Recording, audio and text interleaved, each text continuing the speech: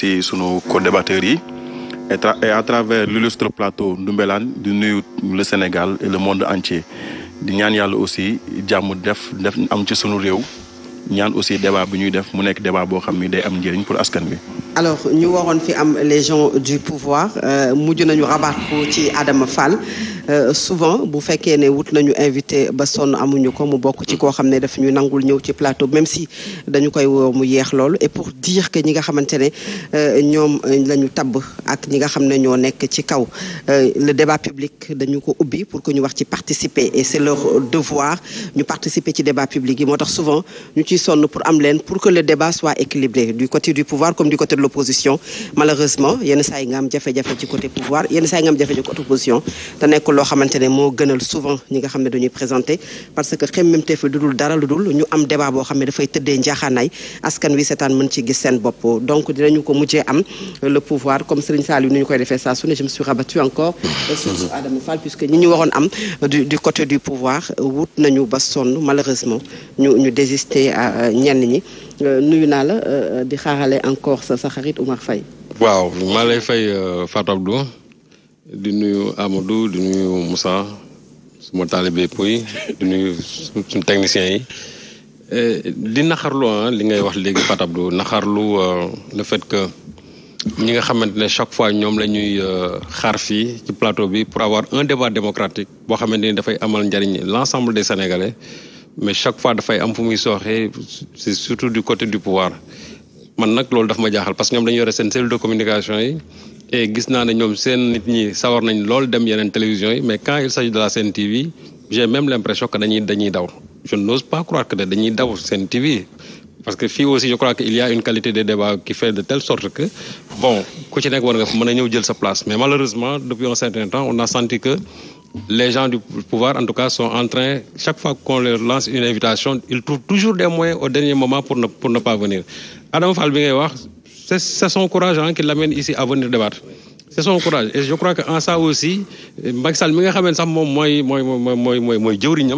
je crois que war na ko féliciter war na ko neexal même ñi ñuy tagal fi ay ndombo tànk mën naa ne Adama Fall ci boppam ñi ñu fi tagal ay ndombo tànk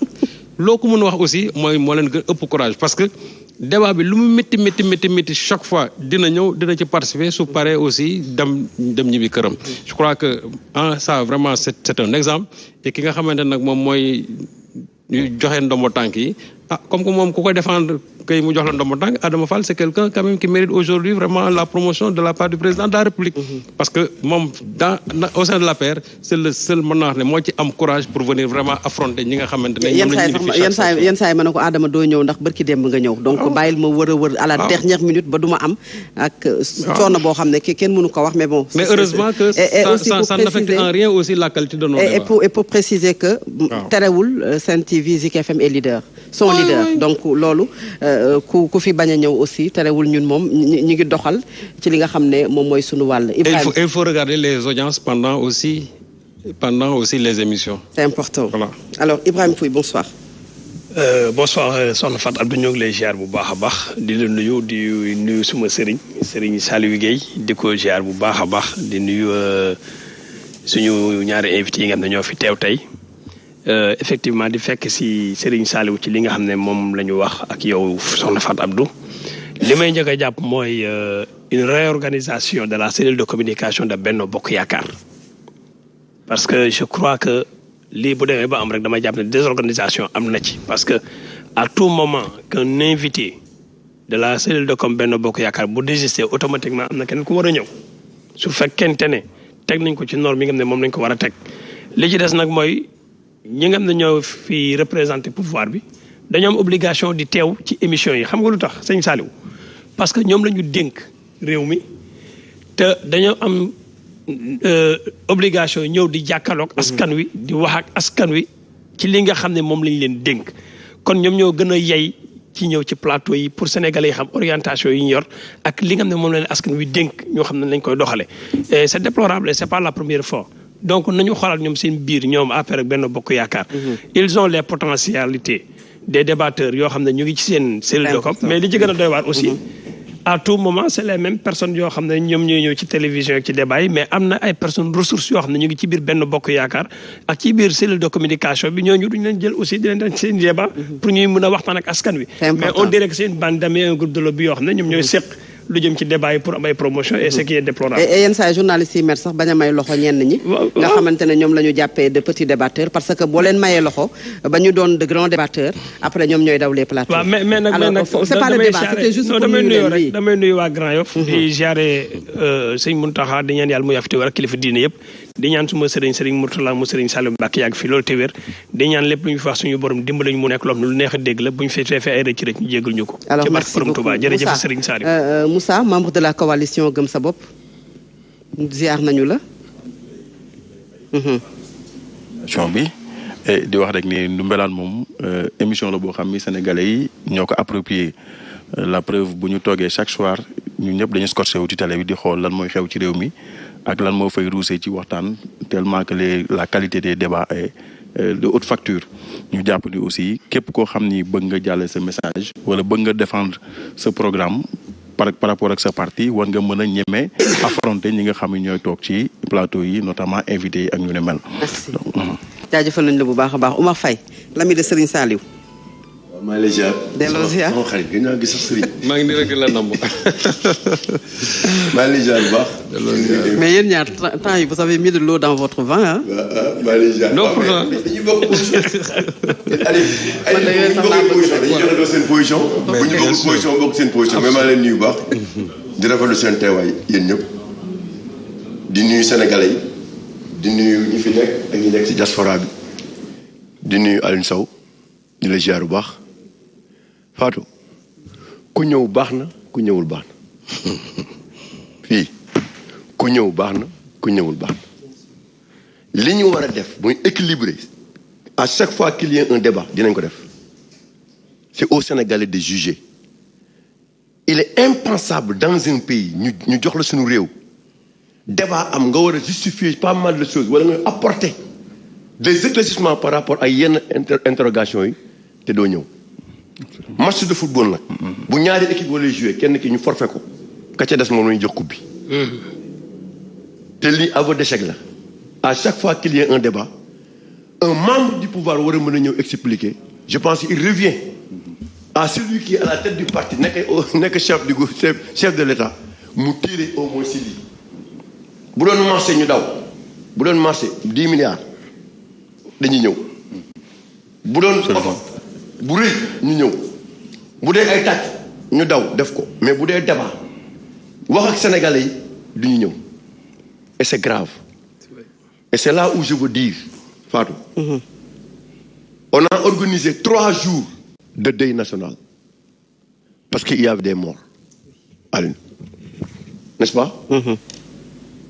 mu doon lu metti sénégalais yi 2 fois accident mais loolu rek la ñuy gis juste bi ñu jëlee Dantec ba léegi def démolition bi il y a combien de morts les gens ne disent pas ça on a enregistré combien de morts la prise en charge des malades la prise en charge les travailleurs qui sont là-bas qui restent parfois tardivement à percevoir le salaire le matériel n'en parlons même pas Alioune et ça xam nga ne espagnol yi daw nañu amatul financement man maa la ko wax Fatou Abdou te maa ko wax télé ñëpp di ma dégg de ku bëgg rek na ñëw def démenti fii benn mool doo ko gis Dantec benn mool doo ko fa gis te pourtant dañ ko toj démolir que un patrimoine national am na ñu dem sax benn ko dañ ko war a classer patrimoine national patrimoine classé patrimoine xawma lan n'est-ce pas ñëpp taxaw ñu ne dañ koy defar dem leen Dantec c'est mieux que de parler de ça que de parler de faits divers voilà un problème qui est là bii dafa bu tombé ñu bëri faatu si mais bii chaque jour ñu ngaa ngi ci faatu te bu ñu doon xool nombre de morts yi nekk foofu chaque jour ñu organiser 1 mois de deuil national et pourtant on en parlé ici Serigne je pense il y avait un Sénégalais Génitech bu ñëw avec leur financement et tout signé xam nga li ñuy wax sax doo ko ñu dañuy signé ak Dantec ak kii ak hôpital Dantec signé en contrat et tout ñu war ko jox jëlee ko ci moom ñëw indi espagnol yi nag xam na lañ fi bàyyi démolition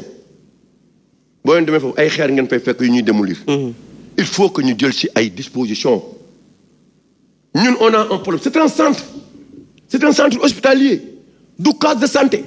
du yi ak yi tous les professeurs d'université foofu la ñuy nekk tous les professeurs étaient là-bas aujourd'hui Dantec est là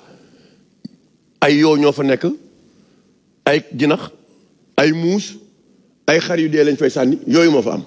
et c'est bizarre voilà des problèmes yoo xam ne ñi war nañu koy wax chaque jour nañu régler problème mu Dantec le plus vite possible il est temps c'est un cri de cœur quand je vois par jour le nombre de Sénégalais yuy jóg di jéem a xool ñu leen di ñuy seeti médecin te duñ ko gis dafa bëri il faut qu'on respecte les êtres humains. Un être humain dañ koy respecter doomu aadama. C'est important Aliou dañ koy respecter. oui c'est important Oumar Faye. Aliou Sow bonsoir. Oui bonsoir Abdou Fatou Abdou Ndiaye. Eh bien, bonsoir à tout le monde ñi nekk ci plateau bi yëpp maa leen di sant leen gërëm c'est un plaisir encore une fois donc d'être sur ce plateau donc pour échanger ci mbirum réew mi notamment li kii Oumar Faye wax léegi qui reste naturellement dégoûtant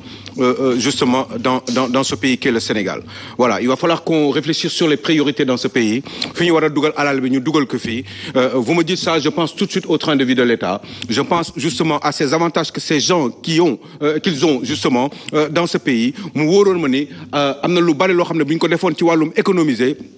Rationalisation justement des dépenses publiques dinañu dugal xaalis bi fi ñu ko war a dugal. Alors quand j'entends ça, je suis dégoûté et ça commence très mal